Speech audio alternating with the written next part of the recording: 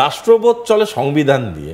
সংবিধানটাকে কাছে অনেক লোকে অনেক কমপ্লেন করতে পারে, অনেক লোক গিয়ে পার্লামেন্টে এই রেফিউজি পলিসি নিয়ে যখন তর্ক বিতর্ক, তো আজকে থেকে না, এই রেফিউজি পলিসি নিয়ে তর্ক বিতর্ক মান্দাত্তা আমল থেকে, আমার জন্মের আগে থেকে, তোমার জন্মের আগে থেকে এরকম কথাও আমি শুনেছি। আমি অত কিছু, যতটা আমি শুনেছি ততটাই বলছি, যে এরকম তো শোনা গেছে যে বহু লোক গিয়ে এই রেফিউজি অনুপ্রবেশ এই নিয়ে চিৎকার চেঁচামেচি করতে গিয়ে স্পিকারের মুখে কাগজ ছুঁড়ে মেরেছে পার্লামেন্টে। ঘটেছে এরকম ঘটনা, এরকম ভিডিও আছে। তারা আবার আজকের ডেটে বলছে রেফিউজি পলিসিকে আটকাতে হবে, বিভিন্ন লোককে দেশের জন্য লড়তে হবে, থাকতে হবে, এরকম একটা জাতীয়তাবোধে চলে এসছে।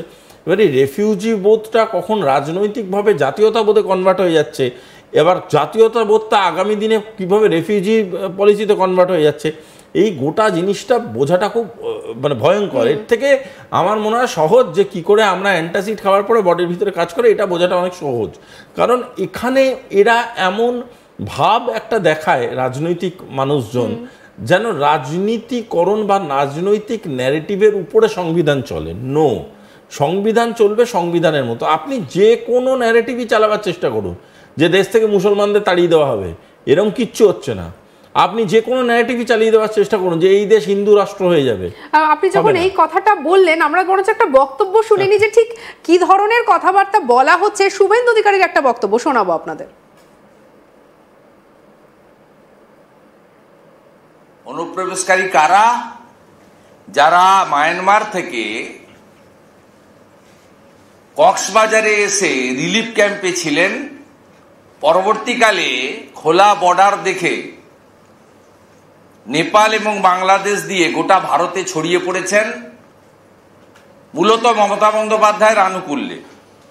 কারণ এই মমতা বন্দ্যোপাধ্যায় 2017 সালে, আজকে যে এক্স তখন টুইট ছিল নাম, তাতে তিনি পোস্ট করেছিলেন যে মানবিক কারণে রোহিঙ্গাদের পাশে আমি আছি। তিনি ইনভাইট করেছেন, গোটা দেশে ছড়িয়ে দিয়েছেন। আর সাথে সাথে বাংলাদেশি মুসলমান, তাদের জন্য সিএএতে কোনো প্রভিশন নেই। সিএএতে প্রভিশন আছে হিন্দু, শিখ, খ্রিস্টান, জৈন, বুদ্ধিস্ট, পার্সি। ন্যাচারালি আমি ক্লিয়ার করলাম শরণার্থী এবং অনুপ্রবেশকারী। আমরা যে এই যে বক্তব্যটা শুনছিলাম, মানে বলে দেওয়া হচ্ছে হিন্দু, মুসলিম, রোহিঙ্গা, কে কোন দেশ থেকে এসেছে, এইভাবে তো আমরা তো শুধু একটা দলের বক্তব্য শুনলাম। আমরা একটু মমতা বন্দ্যোপাধ্যায়ের বক্তব্যটা শুনবো, যে রোহিঙ্গা প্রসঙ্গ নিয়ে তিনি আবার কি বলেছেন দেখুন। আমরা মাথা বুঝে সহ্য করি না,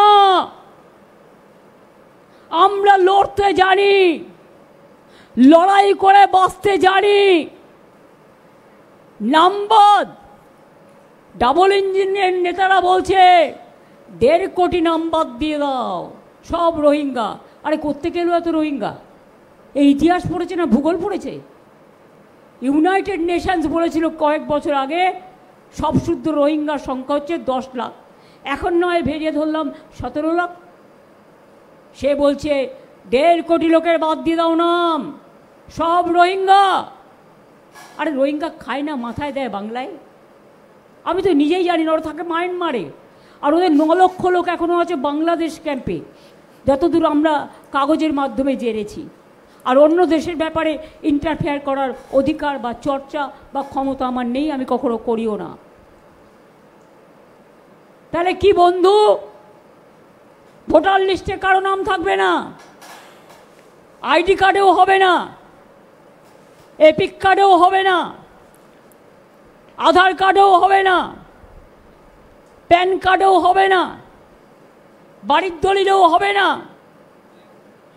সুভাষিস বাবু, আমরা এই যে বক্তব্যগুলো শুনছিলাম, মানুষ তো এর মধ্যেই এত কনফিউশনে পড়ে যাচ্ছে যে কে ঠিক বলছে কে ভুল বলছে। আমরা তো শুধু রাজনৈতিক কচকচানি দেখছি। মানুষের কথা ছেড়ে দিন, আমি নিজে কনফিউজড হয়ে গেলাম। মানুষ তো পরের কথা, আমি নিজেই কনফিউজড হয়ে গেছি। দেখুন, জোকস অ্যাপার্ট, একটা কথা আমি আপনাকে আগেও বলেছি, আবারও বলছি, আবার দরকার বলে আরও 10 বার বলবো, যে যার পেশার ডিম্যান্ডে যা করা দরকার সেটা সে করবে, এবং আমি তার প্রতি শ্রদ্ধাশীল। ক্রিকেটাররা ক্রিকেট খেলবে, যে সিঙ্গার সে গান গাইবে, যে পলিটিশিয়ান সে পলিটিক্স করবে, ন্যারেটিভ তৈরি করবে। একটা সিনেমা বেরিয়েছিল কিছু বছর আগে, আর্টিকেল 15 বোধহয় সিনেমাটার নাম। সেখানটা অসাধারণ ডায়লগ ছিল, অসাধারণ। আজকের মনে হয় সেই ডায়লগটা রিপিট করার সময় এসেছে। সেটা হচ্ছে কিসি কি নেই সির্ফ ইস কিতাব কি চলেগি। সো ওই কিতাবটারই চলবে, বাবা সাহেব আম্বেদকরের লেখা এই কিতাবটা ওটারই চলবে, ওই বইটারই চলবে। দেখুন ন্যারেটিভ ওয়াইজ আমরা অনেক কথা বলতে পারি, ন্যারেটিভ ওয়াইজ তো বহু লোক আছে যারা 4টে লাইন একসাথে লিখতে পারে না, তারা রবীন্দ্রনাথকে ক্রিটিসাইজ করছে। কী যায় আছে তাদের রবীন্দ্রনাথ ফিকে হয়ে যাচ্ছে, যে যা পাচ্ছে বলছে। শুনুন, আমরা এমন দেশের নিবাসী যেই দেশে আমরা এখানে জাতি নিয়ে কথা বলি, তো কথায় কথায় জাতি নিয়ে কথা বলি, তো আপনি গোটা রাষ্ট্রের কথা ভুলে যান, আপনি বঙ্গদেশের কথা বলুন, বাংলার কথা বলছেন। তো আমি আপনাকে একটা কথা বলি, সহজ কথা, আমাদের এখানের বাংলার খুব মানে পুজো করা হয় এমন এক মানে মহৎ ঠাকুরের পুজো হয় সব জায়গায়, মা কালী। শ্যামাসঙ্গীত গান হয়, তো শ্যামাসঙ্গীত সব থেকে বেশি কে লিখেছে জানেন? সব থেকে বেশি শ্যামাসঙ্গীত লিখেছে যে লোকটা, তার নাম কাজী নজরুল ইসলাম। আমরা এই জায়গায় থাকি, আমাদের এখানে দুর্গাপুজো হয় মোহাম্মদ আলী পার্কে। সুতরাং ভারতবর্ষ বাংলার রাষ্ট্রীয় বোধ, এটা হঠাৎ করে রাজনীতিকরণ যেই করুক, যে কোনো দলই করুক, আমি কোনো দলকেই দোষের বাইরে রাখছি না, বা আমি কোনো দলকে আবার দোষীও করছি না। সে তার মতো করে রাজনীতি করবে, এটাই বাস্তব। সে তার মতো করে চেষ্টা করবে তার ভোট ব্যাংককে কি করে অ্যাসিমিলেট করা যায়, তার ভোট ব্যাংকে আরও কী করে বেনিফিট করা যায়। কিন্তু গভর্নমেন্ট অফ ইন্ডিয়া কাজ করে on the constitutional basis. On the constitutional basis দেশের জন্য যে প্রোটোকলটা লাগানো হবে, সেই প্রোটোকল অনুযায়ী ফ্লাক্সিং হবে, ডিফ্লাক্সিং হবে, যাকে বার করার তাকে বার করা হবে, যাকে রাখার তাকে রাখা হবে। এবং এরকম নয় যে সেই নিয়মটা বিহারে এক, বাংলায় এক, উত্তরপ্রদেশে এক, অমুক জায়গায় এক, তমুক জায়গায়, এরকম কিচ্ছু হবে না। গোটা দেশের ক্ষেত্রে নিয়ম থাকবে একটাই, যে রাজনৈতিক দল যাই বলুক না কেন, এবং এটা কিন্তু সাধারণ মানুষের বোঝাটা ভীষণভাবে দরকার। দেখুন, আরেকটা কথা আমি অ্যাড করতে, sorry I am very sorry to interrupt, আমি একটা কথা অ্যাড করতে চাই। আমি মানে দায়িত্ব নিয়ে বলছি, সংবিধান আমাদের এতটা পাওয়ারফুল এবং গভর্নমেন্ট সংবিধান এত সুন্দর করে মেনে পলিসিটা বানানো হবে বা হয়েছে বা চলছে, সেটা হচ্ছে কোনো জাত আপনার হতে পারে, যে কোনো রকম প্র্যাকটিক্যাল প্র্যাকটিস আপনি করতে পারেন ডিউরিং রিলিজন, হিন্দু, মুসলমান, খ্রিস্টান, ঈসাই, যাই হোক না কোনো, আপনি শিখ, এনিথিং ইট ইজ, আপনাকে কোনো দিন এদেশ থেকে তাড়িয়ে দেওয়া হবে বলে কোনো রকম কোনো আইন ভারতবর্ষের সরকার আনেনি, আনবে না। যদি আপনি ইল্লিগাল ইমিগ্রেন্ট হন, সেই ইল্লিগাল ইমিগ্রেন্টটা ইজ এ ক্যাটাগরি, তার জন্যে ভারতবর্ষের সরকার একটা ডিসিশন নিচ্ছে। আপনি যদি ভারতীয় মানে পুরোপুরি লিগালাইজ সিটিজেন হন, আপনাকে বার করে দেবে জাস্ট বিকজ আপনি কোনো অমুক বা তমুক রাজনৈতিক দলকে ভোট দেন না বলে।